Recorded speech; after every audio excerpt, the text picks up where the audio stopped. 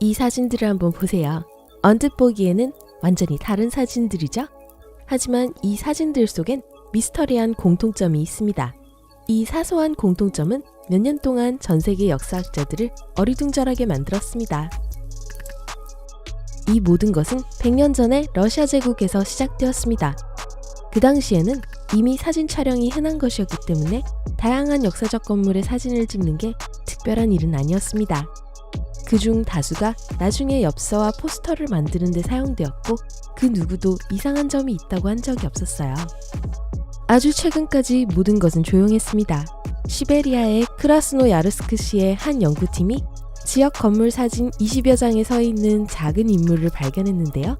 이 사람은 어떤 곳에서는 거의 보이지 않는 반면 어떤 곳에서는 더 선명하게 보였습니다.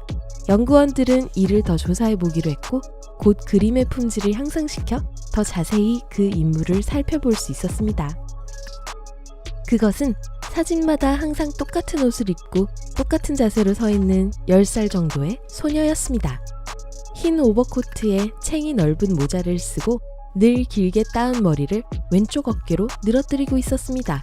하지만 불길하다고 해야 할까요? 가장 놀라운 점은 그 소녀가 결코 웃지 않고 있다는 점이었습니다. 별일이 아니라 그저 가족들이 촬영해 보관하고 있던 사진일 수도 있었습니다. 그러나 20세기 초 사진은 오직 부유한 사람들만이 즐길 수 있었던 값비싼 취미였습니다. 이 소녀는 어린 숙녀처럼 옷을 입고 모자와 손에 쥐고 있는 우산 모두 그 시대의 상류층이 사용하던 전형적인 액세서리입니다.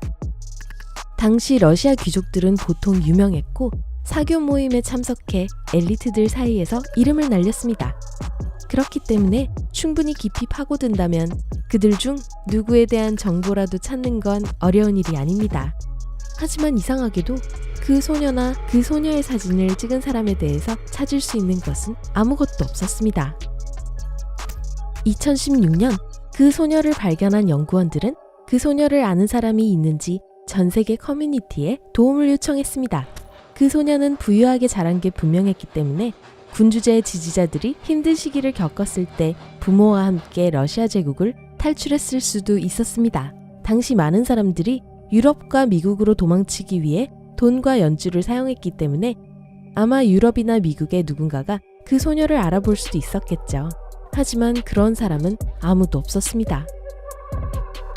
신비로운 이야기와 유령 같은 외모로 유령 소녀로 불리는 이 소녀는 계속해서 전 세계 역사학자들을 괴롭혔습니다.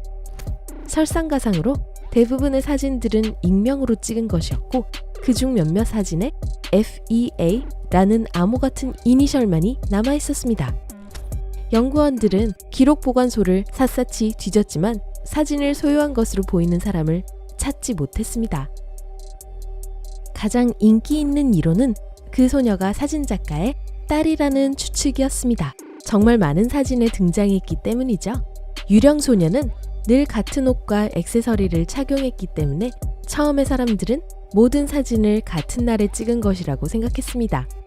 하지만 나중에 밝혀진 바로 사진을 자세히 보면 소녀는 각 사진에서 다른 스타킹과 신발을 신고 있었습니다.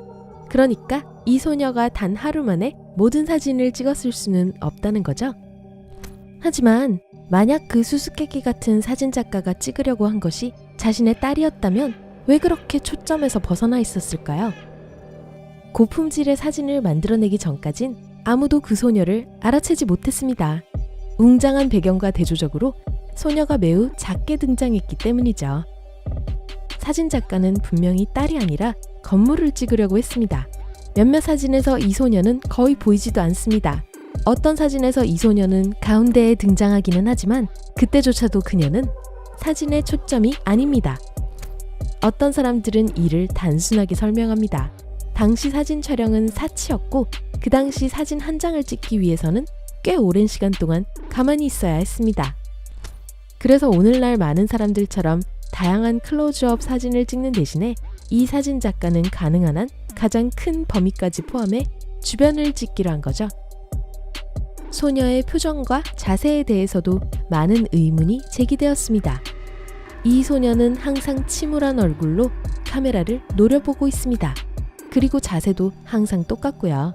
등을 곧게 펴고 머리를 약간 앞으로 숙이고 손은 우산을 받치고 있습니다.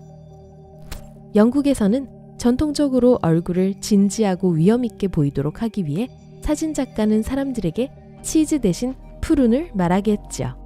사진을 찍을 때 웃는 것은 훨씬 나중에 유행이 되었습니다. 하지만 러시아 제국에서는 사람들이 꽤 자주 웃었어요. 특히 어린이들은 더 그랬습니다. 그래서 이렇게 강렬한 시선 보내는 10살 소녀를 보는 것은 다소 불안한 일이죠. 한 가지 더 이상한 것은 그녀가 전혀 나이를 먹지 않은 것 같다는 거예요. 연구원들은 이 사진은 1906년에서 1908년 사이에 찍은 것이라고 확신하고 있습니다. 그러니 이 사진을 찍을 땐 2, 3년이 흘렀을 수도 있습니다. 이 나이대의 아이들은 꽤 빠르게 성장하는 편인데 유령 소녀는 스타일이 약간 바뀌었을 뿐이고 나머지는 그대로입니다. 가능한 유일의 답은 사진을 훨씬 더 짧은 기간에 찍었다는 거겠죠. 어떤 사람들은 심지어 이 소녀가 진짜가 아닐 수도 있다고 생각했습니다. 어떤 사진의 중심이 아닌 흰 옷을 입고 이름도 없는 어린 소녀가 진짜 유령이라는 거죠. 정말 이 소녀는 신비한 사진작가를 괴롭히는 유령이었을까요? 하지만 그렇다기엔 옷을 조금씩 갈아입었잖아요. 유령들이 가진 옷들을 구비한 옷장이 있었다면 또 모르죠. 또한 이 소녀는 때때로 다른 아이들 옆에 있기도 합니다. 한 사진에서 이 소녀는 한 소년과 어깨를 맞대고 있습니다. 그리고 근처에는 가난해 보이는 3명의 아이들이 있고요. 모두 똑같이 암울한 표정으로 카메라를 응시하고 있습니다. 또 다른 사진에선 하얀 망토를 입은 소녀가 유령 소녀 쪽으로 고개를 돌리고 있어요. 얼굴이 희미한 걸 보니 사진이 찍힐 때 고개를 돌린 게 분명합니다. 하지만 우울한 소녀는 근처의 사람들에게 전혀 관심을 기울이지 않습니다.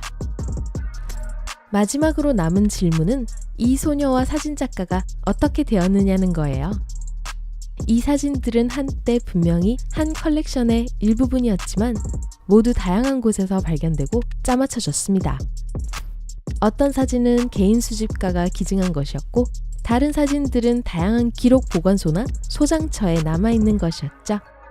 이 사진들은 20세기에 유행했기 때문에 원본의 출처를 정확히 밝히기도 어렵습니다.